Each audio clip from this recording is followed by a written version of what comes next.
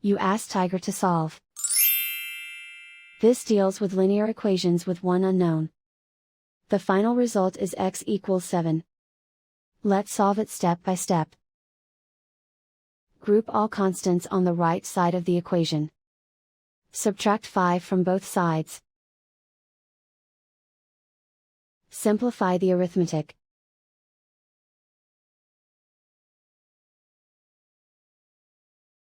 Isolate the x. Divide both sides by 6. Simplify the fraction.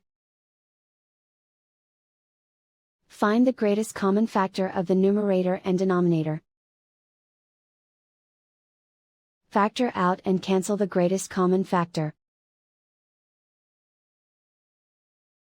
And so the final result is x equals 7.